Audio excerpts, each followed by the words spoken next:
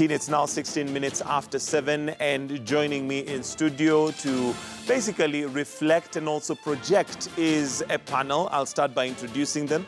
To my extreme left, we have Dr. Alutalala Muhwana, who is a lawyer, but also well-versed in matters politics. We have Charles Kipkulei, who's a political analyst. And last but not least, Javas Bigambo, who is a governance expert. Gentlemen, thank you for joining us this morning.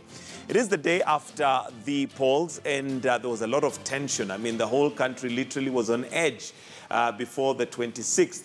Wondering, first of all, whether the elections indeed were going to take place. But here we are seated, and the elections have taken place. Let's start, first of all, by just your thoughts on how the whole event went. I'll start with you, Charles, basically on how your analysis of what happened and whether, you feel that it went as planned, and whether Kenyans would probably be at a better place now. Well, thank you, and good morning, Kenya. I think just to give an overall perspective, it's good we held these elections. And this is a view that I hold, first of all, because I consider this election as having been a form of a referendum on our constitutional order and also on the peace and stability of our country. So it's important that we had this election because our country was almost at this point of a standstill. So it is good it was done. And importantly, it's good also that every part of the country, including those which had indicated that they're not going or not willing to participate, were accorded the opportunity to take part in the elections. And for the counties where it was cancelled, it was not because of error of omission or commission by the IBC, but rather because of internal dynamics, chaos, and violence. But overall, Kenyans were accorded the opportunity to exercise their democratic rights, and it is important. And also, importantly, also that we are a peaceful nation on 27th, because there was a lot of fear and uncertainty that what shall happen after 27th. So I think Kenya prevailed, and the Constitution also prevailed. All right, Javas, your take on basically in the analysis of what happened. And today is the 27th. Here we are. At least we've managed to get from our homes to here. There was a lot of fear, and there's been a lot of comparison between 2007 and where we were now. But definitely at a different place. You see, Mike, about a quarter century since the advent of multi-party politics in Kenya, our democracy evidently continues to grow, and impressively so, that the preservation of the right to vote or to exercise that right remains something that is cherished, that people are free to exercise or withdraw, refrain from exercising it altogether. And what happened yesterday is a reflection of the direction that our democracy is taking. That individuals really appreciate or respect the fact that other people can go ahead and choose their own leaders. Some have argued that this has not been an election, that it has been a selection. I cannot come to that conclusion because results have not yet been announced to see who garnered whatever number of votes. But also it worries to some extent that while voting scarcely took place in some other quarters of this country, but that some individuals opted to do that which was outrageous. For example, in some parts of Western Kenya where individuals stormed or went into polling stations and took away with ballot papers and other election materials, which is actually an election offense.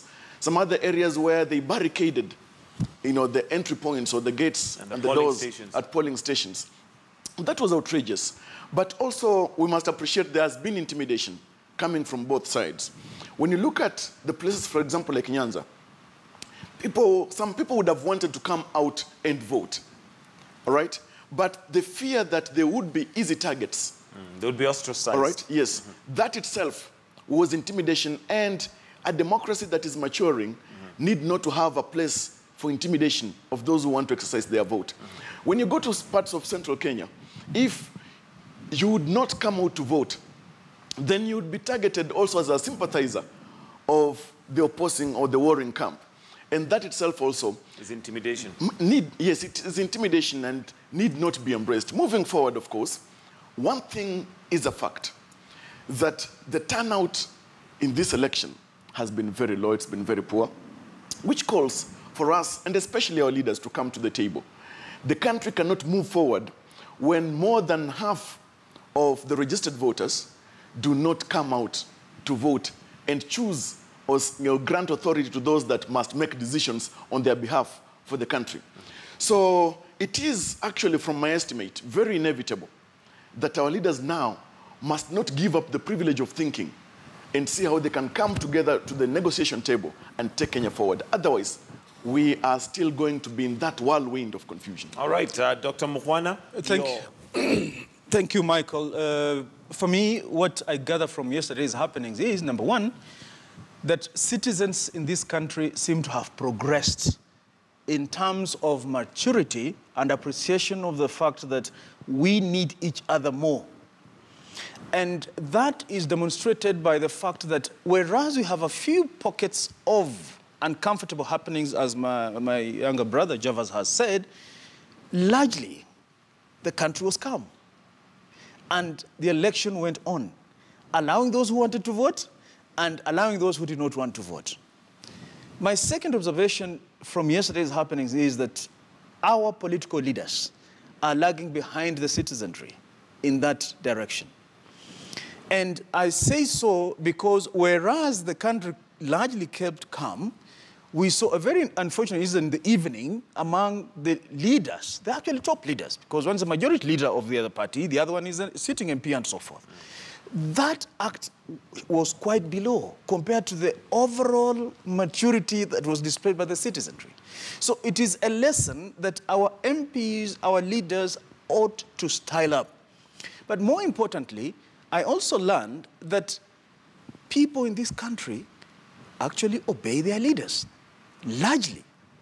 So that if you went to areas that behold Mheshimiwa Uhuru Kenyatta with respect, they actually turned out to vote. Never mind that the numbers were fewer, we will have a number of theories and hypotheses about that.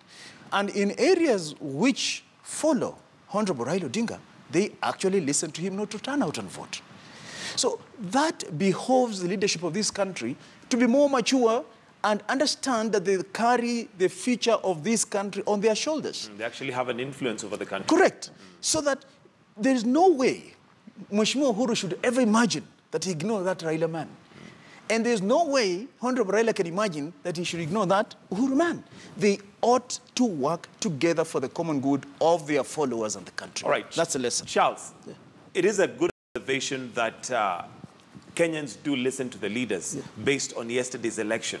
But when we look at the content of their listening to the leaders, do you think we're in the right direction? Because most of the interviews I listened to, for those who are asked, why did you come out to vote? Their reason was, our leader said we come out to vote, which is a good reason, but I think should maybe have a little bit more weight. Those who are asked, what made you stay away from voting? They said, no, Raila said there is no election and therefore we should not have election. But now when we unpackage that and look at possibly the democratic space that we have, do Kenyans have an understanding of what really it means, first of all, to vote or not to vote? Well, I think to answer that, it's to understand. We'll need to understand the behavior of the voter, and actually the Kenyan population generally. Our perception of politics is identity. So the primary perception is identity, and that is the platform within which we engage politically right across, up to 90% of the population. You'll find a very small minority of Kenyans who really perceive politics outside the lenses of identity. So that is number one. Therefore, the reason why most of the counties, as Dr. Aritalala just rightly pointed out, where the leaders were in support of the election, the voters turned out in large numbers. Where they were not in support of, then the numbers were very few, or even in areas they never took place. So it is the question of the issue of identity politics, number one. But understanding really the power of the ballot and what it really means to vote, it still comes back to that, because the issue of identity, because the general thinking amongst the population is that with that identity politics that we have, that if you have our person there, up there in positions of power, then we apply the principle of the definition of politics. Who gets what, when, and how, and from whom. So the issue is that we equate political power with access to opportunity and resources. Therefore, because of that, we feel that we are obliged, first of all, to safeguard that identity in us by putting leaders whom we have proximity in terms of political extraction, and really not even political extraction, the primary, I'll call it primordial extraction, that is the tribe. So that is the first thing. But going forward, I think there is an opening up of the democratic space where you are seeing more Kenyans, especially the young ones, the younger generation of Kenyans, who are really perceiving politics differently. Not just because of identity, but other issues. They look at politics in terms of where is my place in this community, in this society, the issues of policy, what do you espouse? So going forward, I think progressively, we are going forward as a country where in a few years from now, you'll see the idea of identity politics really changing. And that is possibly debatable as to whether that is actually changing. But I want us to, first of all, cross to Kitui before I come back and see. I can see Dr. Mukwana wants to weigh in on that, because one of the things that we notice is that the majority of our voters are actually the youth. But when you look at the voting patterns, they're still tribal. And that would leave us the question, are we learning or are we still going back to our tribal cocoons? But that's